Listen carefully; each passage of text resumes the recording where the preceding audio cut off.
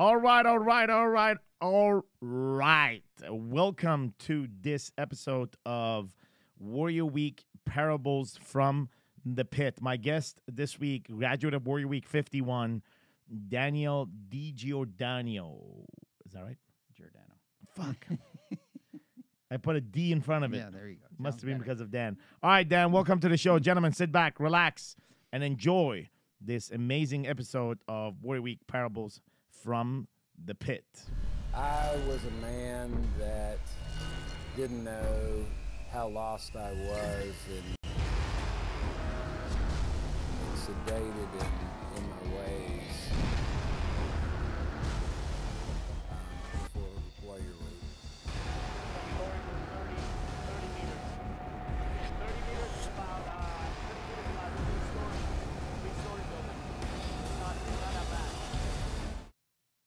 Because there is a story that there was 1, 2, 3, maybe 4, maybe 5 other men. And we are back. Warrior Week 51, man. I remember Warrior Week 51. Why the fuck would you come to Warrior Week? That's a long story, but I can tell you that coming up to that week, I mean, even just the conversation to actually set the time to talk to you, I was actually scared to death when you messaged me and you were asking for specifics, and I actually procrastinated for about a week because I remember the first night I saw you in King's Kit on a Monday night call, or that Monday night webinar that you did to kick it off. And I sat back and I was like, this guy reminds me of my dad, screaming all the time, right? And it just triggered the hell out of me, like to the point where I did not want to talk to you. Right. And finally, when I said I'm going to do this, right, and I was on this path, I remember I was on out boating with the family the day I had the call with you. Yes. I had that interview, and I said, there's just this tugging, this thing that I have to do to break through the shit that I've been putting myself through, sabotaging the hell out of myself, and just not feeling like a worthy father, feeling like I've fucked up a lot of shit in my life, and it was time for me to just do something different, and I just knew that I needed to be here. So talk to me before that.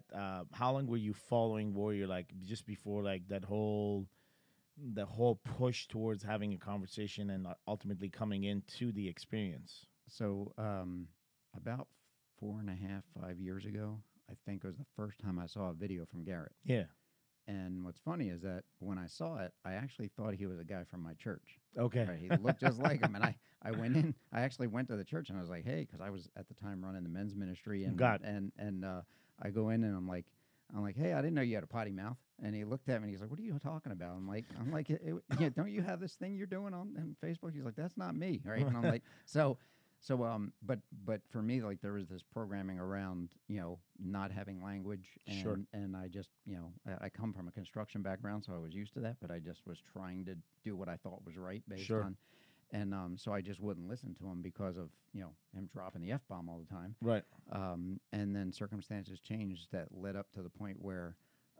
When I saw that first video for King's Kit 2, it was time that I was like, well, it's only a friggin' $100. I've wasted more money on other stupid shit all year investing in a bunch of stuff that wasn't working.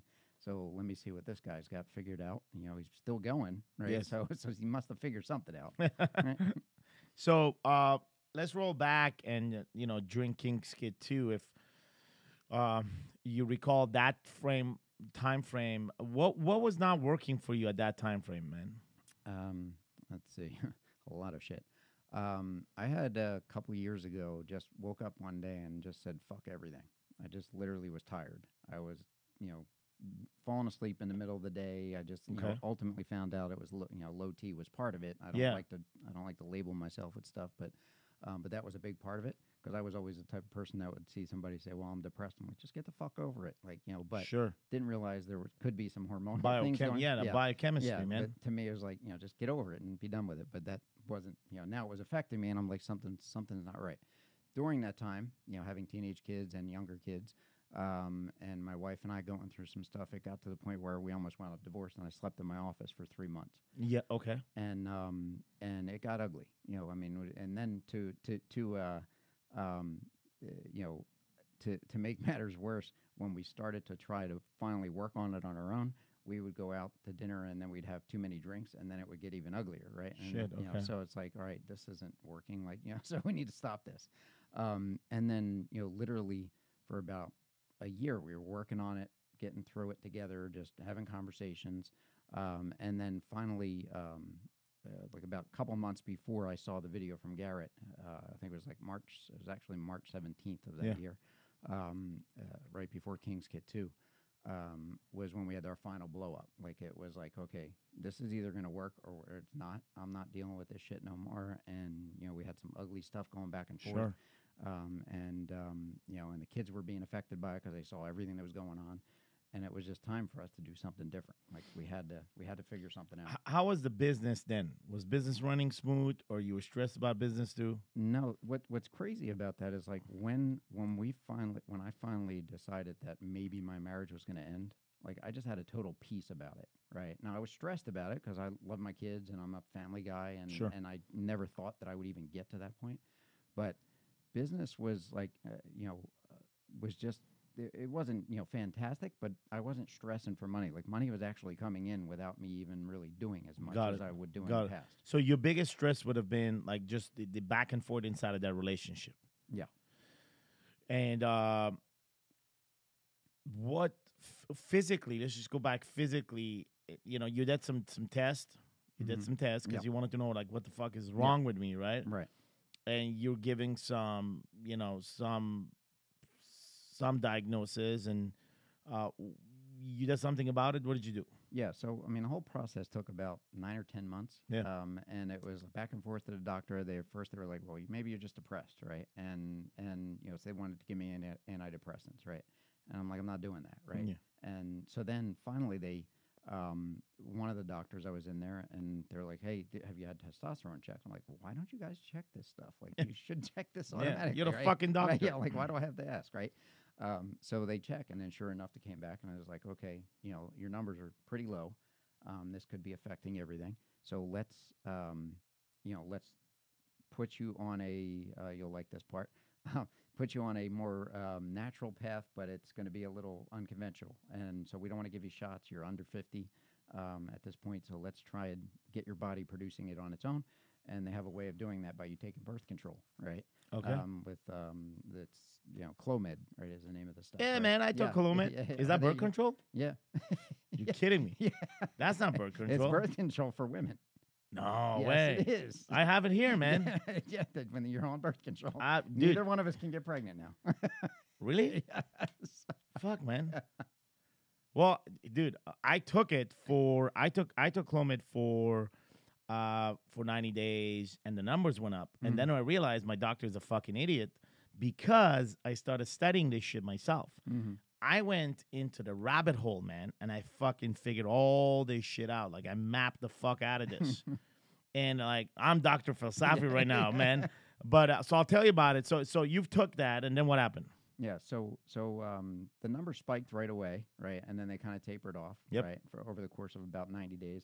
Then the doctor said, well, let's up the dose. So I'm still taking it today. I'm taking three a week, and it's working for me. And then I got to take some other stuff to lower the estrogen, but it's low dosage stuff. But at the end of the day, I eventually want to get off all this stuff, and I want to be taking medication. You have your blood test with you? No, not with me. Okay. You have it in your email? Maybe. Maybe we'll look at it tonight after the show. Awesome. I told you I'm fucking Dr. There Falsafi. we go. Well, here's the reality for me, right? I've done that, right? And this is an interesting topic because I want to go back and forth on this because guys may be talking about this. Dude, there may be guys that over 40 right now, you haven't even tested your hormones right now. So if you haven't done that, like, dude, you should actually have a look at that. Just get it done. Look into it. If you haven't done it, it's very important for you to start looking at it to understand how the biochemistry of your body is actually functioning. It's not just exercise and nutrition, all that shit. So I started looking into it. I realized I was also like low testosterone, but it didn't make any fucking sense because my energy was off the roof. my sexual desires were all there. There's no other problem than having a low number. And so I went to this doctor as well, recommended by a friend, and she said, hey, take these pills. She didn't say it was fucking birth control, because and then I would have fucking like, dude, what the fuck? Are you sure? I'm positive. Are you sure? Yes, because I couldn't stop laughing when the doctor told me. Right? Like, girls would actually take this Yes. not to get pregnant? Yes. I don't know, man. Yep. 100% sure. Because I went home and researched it first before I started taking. Well, dude, like, here's what I found out. Well, anyway, so I take them, right? So I'm like, okay, I'm not on nothing. And then I did the retest, and the numbers were tremendously high, but nothing has changed. Like, I still feel the same thing, which I wasn't feeling like less or more. So I'm like, why am I fucking taking this? So I stopped taking it, right? I'm like, okay, all right, I got good numbers now, so fuck the pills. Year goes by, I do another test, and it's low again. I talked to this doctor, and she's like, okay, we're going to put you back on this and put you back on the estrogen blockers. And, by the way, we're going to give you some growth hormones. So I'm like, man, what the fuck is going on? Right? So obviously I go buy all this shit, and I'm ready to roll. And I started digging into this, and I realized here's the problem. The fucking pill, whatever that is, Clomid or whatever that is, it's not a bad thing, but it's just not relevant to my problem, and most probably not to yours. We're gonna figure this out tonight, because all that is that increases LH, which is the hormone that is released to I think either from the brain to the other side of the brain, or from the brain to the balls, and says, I think it's from the brains to the balls, and says, bro, produce some T, right? So it increases that communication, right? LH is the name of the hormone. So, but I look at my numbers, and that numbers were pretty fucking in the middle of the range. I'm like, okay, that's not really a fucking problem. And ultimately, my problem was like low testosterone and low free T, which meant there was a lot of conversion of testosterone to estrogen. And then I look at my estrogen, it was up, but it wasn't crazy out of range. And she gave me some blockers, which is like 911 pills. And I'm like, okay. And then I'm like, why the fuck would I take LH to tell my balls to produce more testosterone in only to convert it back to more estrogen? This is the rabbit hole. And then I look at my growth hormone, and it's like right in a fucking amazing range. It's the only number that actually works. So I sent an email to her replying in capital, fuck you. And literally I said, I've researched 30 hours. I swear to God, I researched 30 hours. 30 hours of research I've done this. And it's not internet research. It's like functional doctor brainstorming and getting into the rabbit hole, because I didn't want to fuck with this, man. And I figured out that this woman hasn't even done like 2 minutes of research on my problem. She went with the theory of if then, right? But she hasn't put the numbers, and she hasn't mapped it out. She has not mapped it out. So I'm like, okay, obviously she didn't work on my problem. Like, she didn't work on my problem. There's no solution. I'm not going to fucking take this, man. Because if I do, this is going to put off balance everything else, and it's going to fuck something else. Next thing you know, I have an overgrown fucking heart because I've been taking some fucking stupid pills. Thinking that, oh, this and that. And on top of it, I'm not even feeling shit, right? Anyway, that was my rant. Yeah, awesome. How is this working for you now? I mean, so far, I definitely feel a lot more,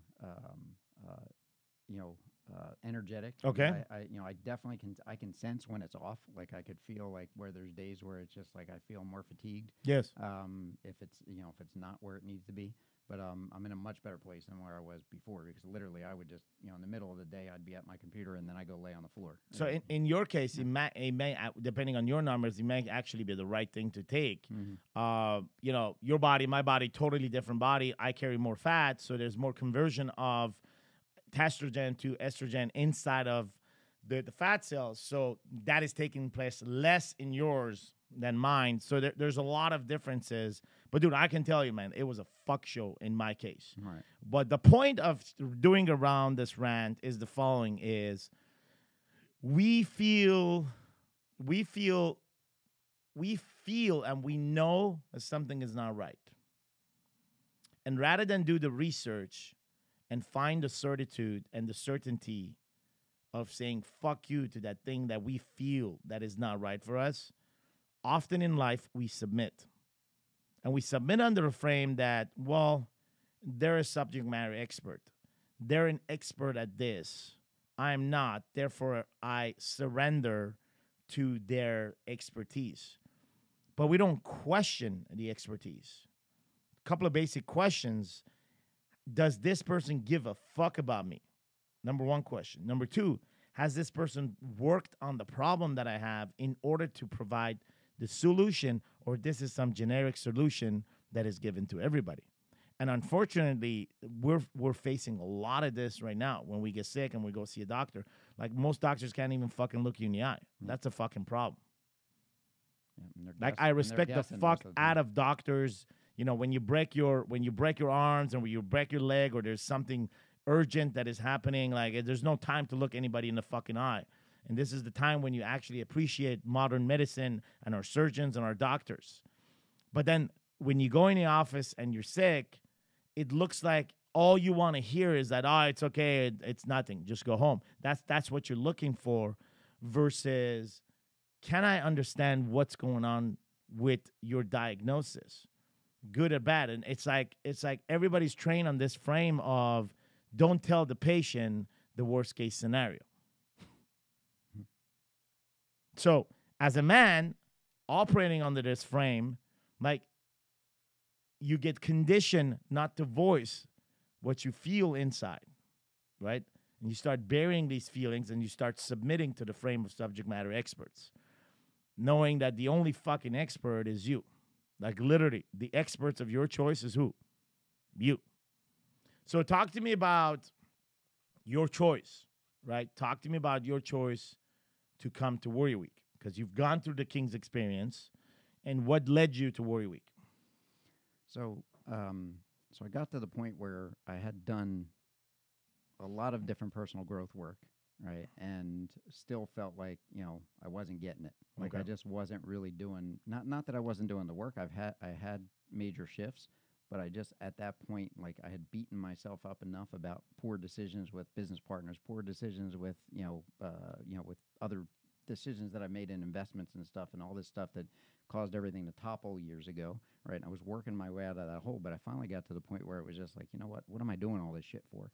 All right, like why am I bothering with all this? It's just getting me to the same place. And then, just the message of what, Garrett was talking about in that first video that I saw, I just knew that it was like, okay, what else is out there that's going to help me break through this shit, right? I've been down the church road. That wasn't working for me, right? I would get, I'll pray for you and all that other stuff. And it's like, I appreciate that, but, that's not solving my problem right now, right? So, Yes. So when I got to this place of deciding to be at Warrior Week, it was just, I knew that it was time for me to do something different. Now, of course, once I got there, there was a whole plethora of, breakthroughs and just the stuff that happened on day one alone was worth the investment for me, because it was just, there was shit that I was holding on to that I didn't even know was there. Sure. So let's talk about that. Day one, particularly night, we walk into the experience of the pit, and this podcast is the parable of the pit. So take yourself into the pit that first night. What is it that you had to face, man? Let's see. Well, we probably even have to back up to the Inquisition part. Sure. Because that's where I released a lot of shit that I didn't even realize was there. Like, I was there honestly listening to what was going on, thinking, like, I have nothing. Like, Yeah. what do I got? Like, there's nothing going on. I'm listening to what's going on. I'm trying to say, like, what the hell's, this, why am I here? What am I doing this shit for? And then all of a sudden it hit me. I've never talked about this publicly other than with my wife, but, when we first got together, we had made some poor choices, and she decided to have an abortion. Yeah. And it just killed me. Like, literally, I knew it wasn't the right thing to do, but yet we did it because of what other people would think, because of what the Catholic side of the family would think, or our parents, or any of that. And there wasn't a day that went by having 4 kids that I look and sit there and wonder, like, what would they have been like? Sure. It just, and I remember when that hit me, and I think I was one of the last people that was pulled, so I got to listen to all the stuff that was going on, and it was Sure. painful. Sure. But it was freeing because I didn't realize that it was the thing that was the big barrier between me and my wife. Yes. Right? It was there was something there that I just couldn't put my finger on, just didn't know that it was there. I knew at some level, but I didn't know, it wasn't apparent, and I needed to go through that experience to release it and realize that, I didn't have to feel shameful and guiltful about it, that it was okay, that I let it go. And, it was time for me to realize, how could I break through this with my wife, because she's got her own feelings about it as well, but we had never talked about it. Yeah, it is. It is a moral authority frame that runs in the background like an operating system, and is so distant that it controls patterns and behaviors and emotion. We know what it is, but we don't want to be reminded of what it is. So then it's forgotten, and it operates by its own.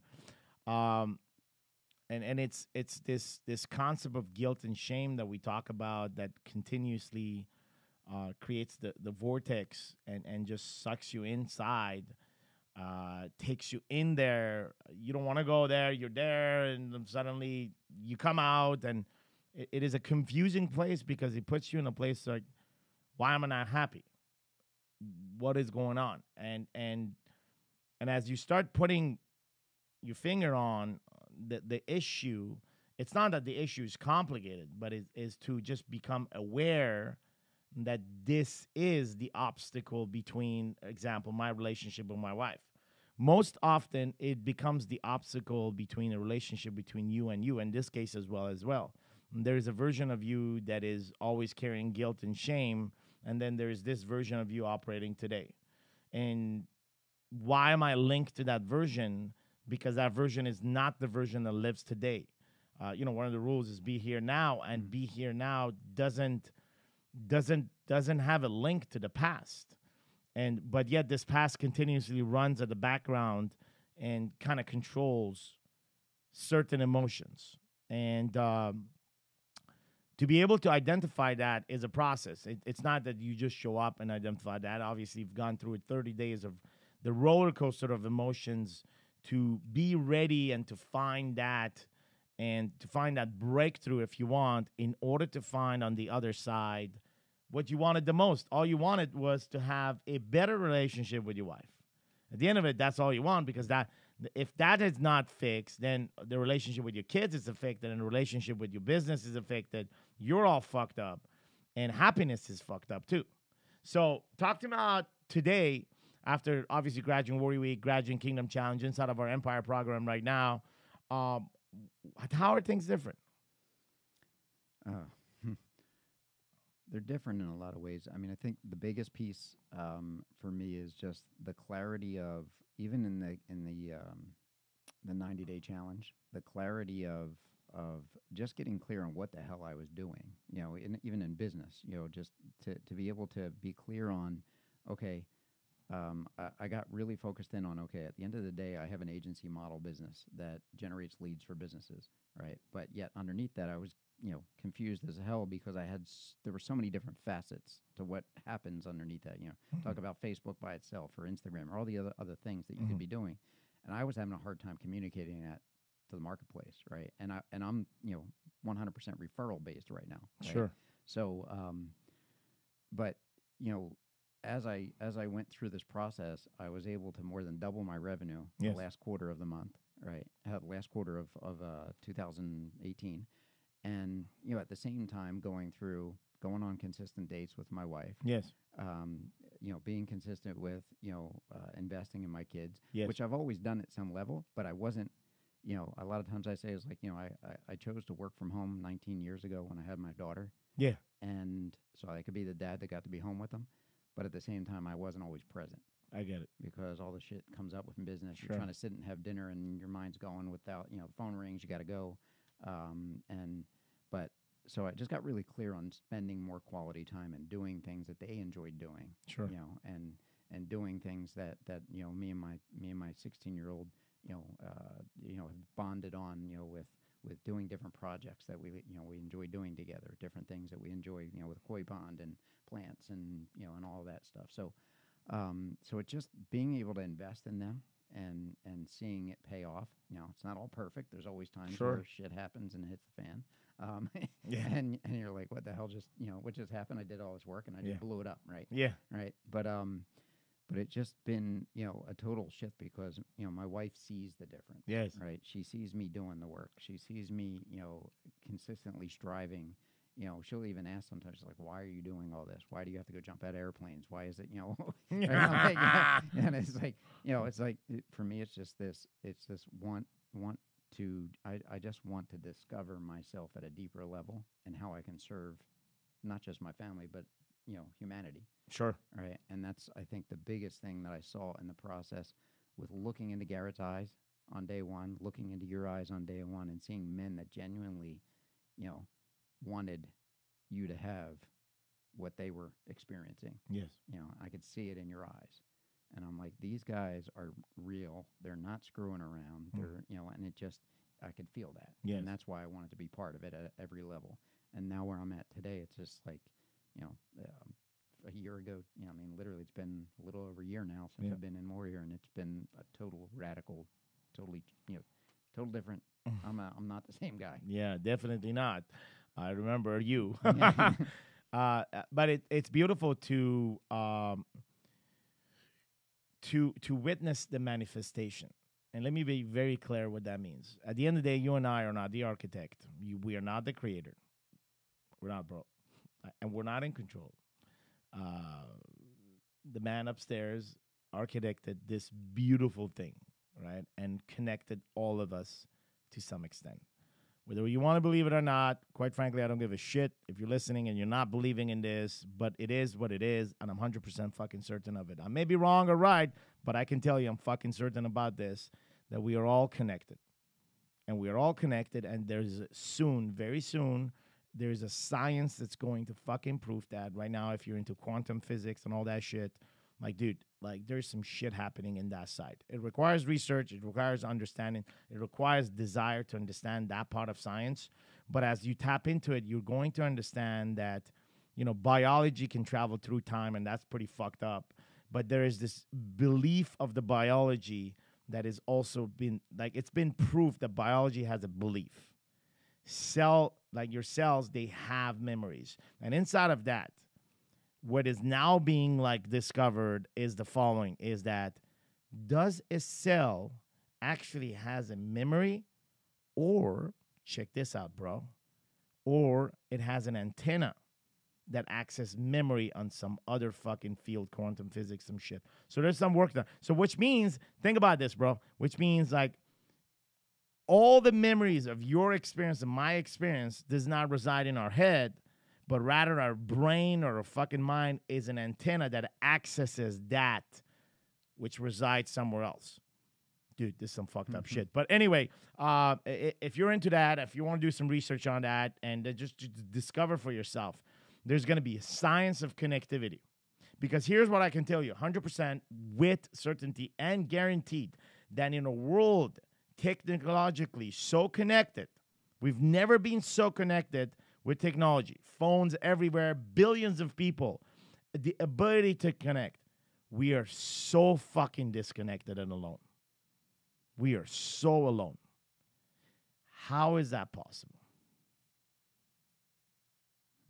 Yep. If we're all connected and we have the technology now to leverage that, how is it that we are more disconnected than ever? Alone, afraid, constantly hiding what we feel. And so the new language of lying has become silence. In the past, if you had spoke, it would be called a lie. Now you don't need to speak. Your silence is a way to lie. Just like our silence when the doctor tells you, yeah, you're going to be right. Like, motherfucker, what do you mean you're going to be okay?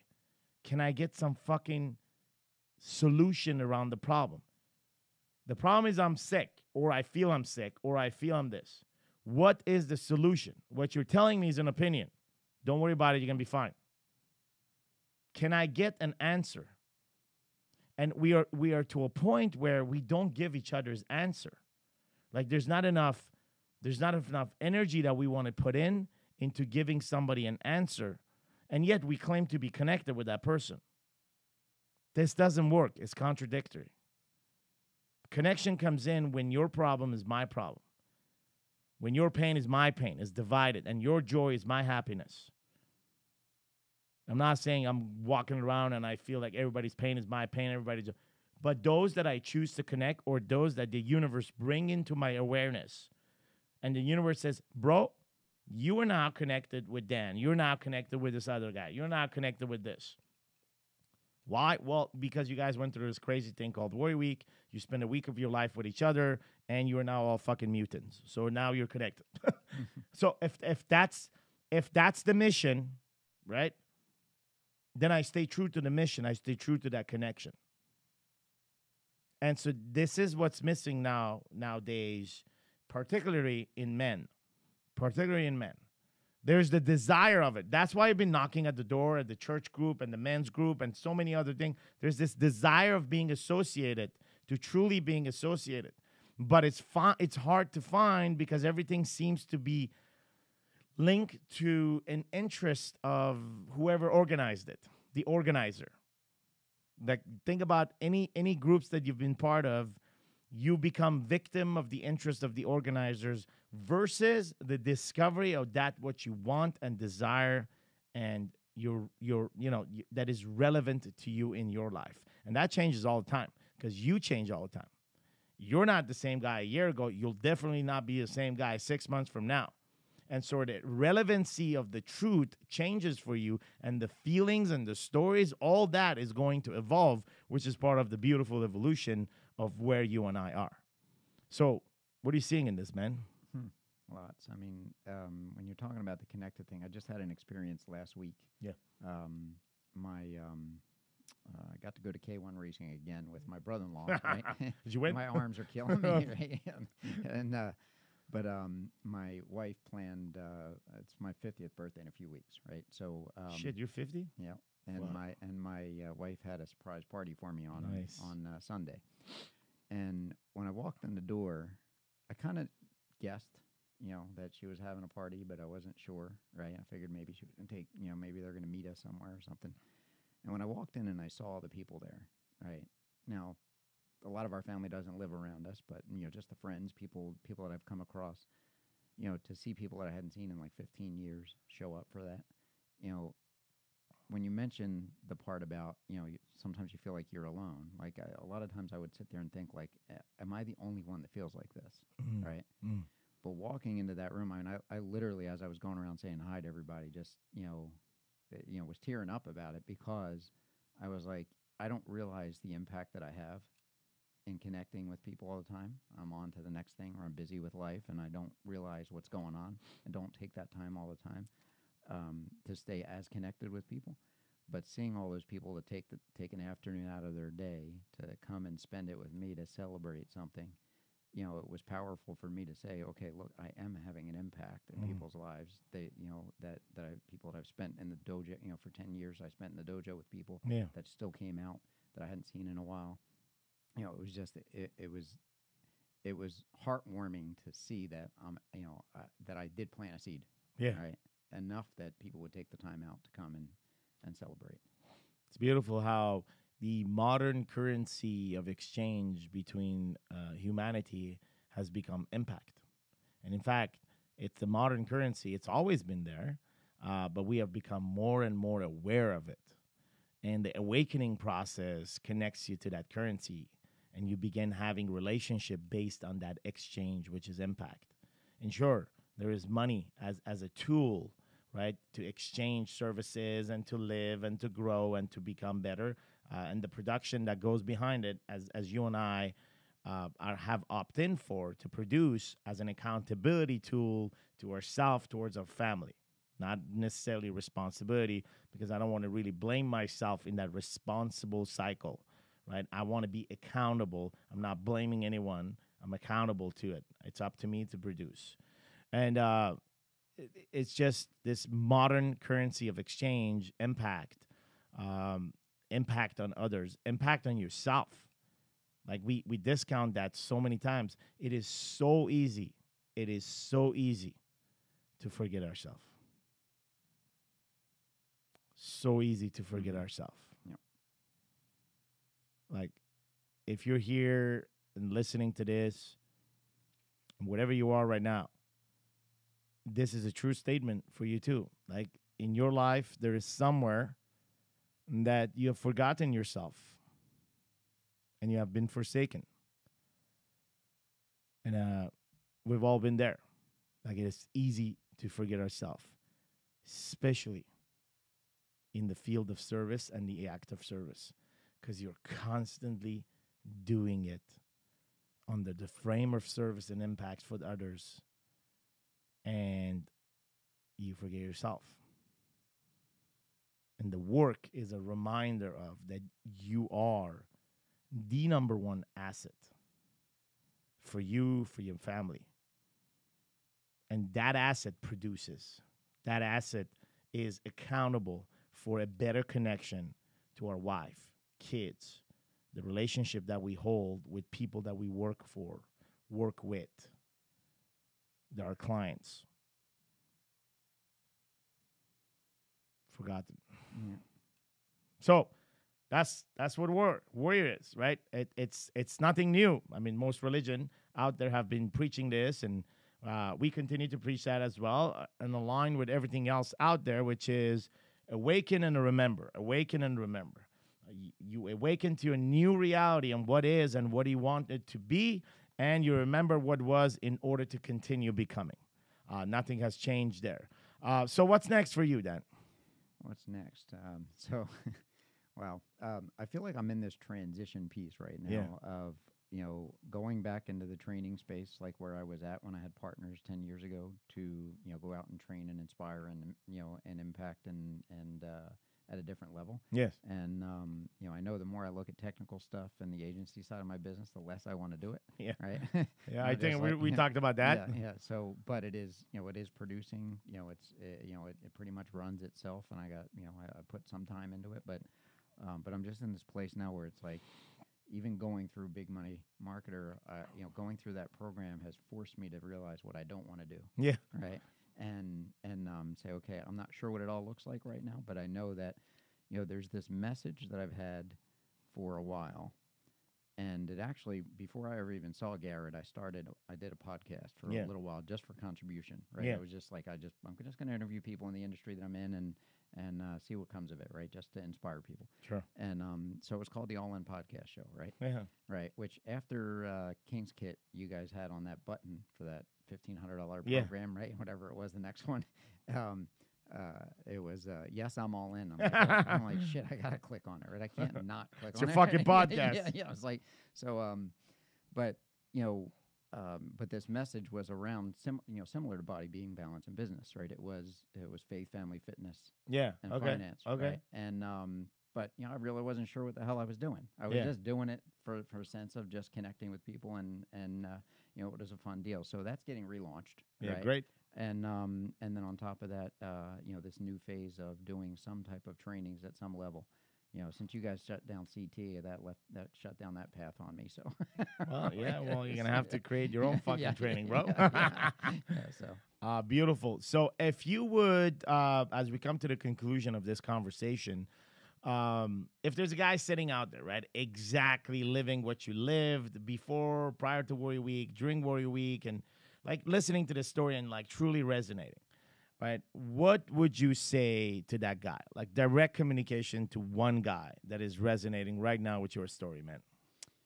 If you're struggling with your marriage, your relationship with your kids, spiritually, lost. I mean, you're looking at a guy that actually thought he had it figured out at one point and kind of lost it all, and took me a while to get it, to get that certainty back. But I think, if you're struggling in any way with your spirituality, it's affecting every area of your life, right? If you're struggling with where you're at, with your wife, or you're on the verge of divorce. I mean, every other day it seems like I'm talking to somebody that's getting divorced. And I'm sitting there wondering, like, what could they do differently? Are they really willing to work on it? Like, what is the reason they're getting divorced? Most of the time, it's stupid shit. Yeah. Right. So really, look at how you can get plugged in here at Warrior with a group of guys that genuinely want you to have it all, but you have to show up and do the work. No one's going to give you a magic button or a magic pill. You got to step up and be willing to fight for what you want. And if you really want better kids, better relationship with your kids, better relationship with your wife, better connection with people, better connection with your creator, it's time to show up differently and do things differently. Beautiful message. And I want to thank you for being on the show. Thank you. It was an amazing conversation we had. And if you're out there and listening to this, we don't ask you to share this podcast. Popularity is not what we're looking for. But if you know a person in your life and you feel that this person would resonate with the message that was shared today, and go ahead and simply share this podcast. You can find us at warriorweeknow.com, along with the audios and videos and transcripts, and as well as on iTunes. So go ahead and forward this message to that guy and say, bro, I just want you to listen to this. Dan, thank you for being on the show, bro. Thank you for having me, Coach. All right. Because there is a story that there was 1, 2, 3, maybe 4, maybe 5 other men that were worth it. And the rest of us were to praise their journey. Praise your own journey. Praise him. Put no one in between.